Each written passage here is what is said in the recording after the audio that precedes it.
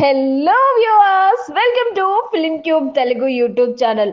Big Boss Telugu season 9 లో ప్రస్తుతం captaincy contendership టాస్క్లు నడుస్తున్నాయి. మరి ఈ రోజు ఎపిసోడ్ లో ఏం జరిగిందో చూసేద్దాం రండి. నేను చచ్చి బతికొచ్చినోడ్ని, ఆడి బాబు కూడా ఏం పీకలేడంటూ భరణి. కెప్టెన్సీ కంటెండర్లుగా ఆ ఆరుగురు ఊహించుకున్నోడికి ఊహించుకున్నంత అన్నట్లుగా ఈ వారం బిగ్ బాస్ హౌస్ లో డ్రామా నడుస్తుంది.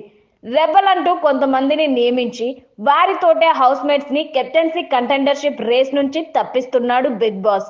ఇప్పటికే దివ్య, సుమన్ శెట్టి కలిసి ఇద్దరిని రేస్ నుంచి అవుట్ చేశారు. ఇక ఈ రోజు ఎపిసోడ్ లో రీతుని రెబల్ గా చేశాడు బిగ్ బాస్. మరి రీతు ఎవరిని తప్పించింది? ఈ రోజు ఎపిసోడ్ లో హైలైట్స్ ఏంటో ఓ లుక్కేద్దాం రండి. మరి బిగ్ బాస్ సీజన్ 9 లోకి రీ ఎంట్రీ ఇచ్చిన తర్వాత భరణి ఆట మారుతుందని అందరూ ఊహించారు.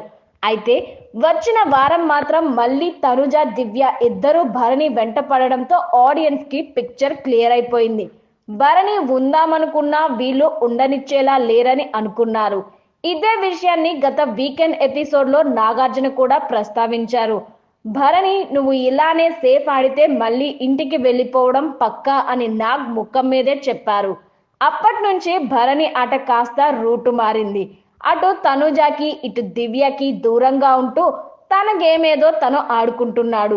మరోవైపు భరణిని రీఎంట్రీ చేయించడం కోసం నన్ను బలిపశువులా వాడుకున్నారంటూ బయటికి వెళ్ళిన తర్వాత శ్రీజ వాయిస్తూనే ఉంది.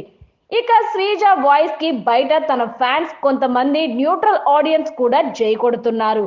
కానీ భరణి అభిమానులు మాత్రం ఇదంతా ట్రాష్, భరణియే రీఎంట్రీకి అర్హుడు అంటూ పోస్టులు పెడుతున్నారు. అయితే ఈ రోజు ఎపిసోడ్ లో భరణి ఒక పవర్ఫుల్ డైలాగ్ కొట్టాడు. రీఎంట్రీ ఇచ్చిన తర్వాత భరణి ఇంత కాన్ఫిడెంట్ గా మాట్లాడటం ఇదే తొలిసారి.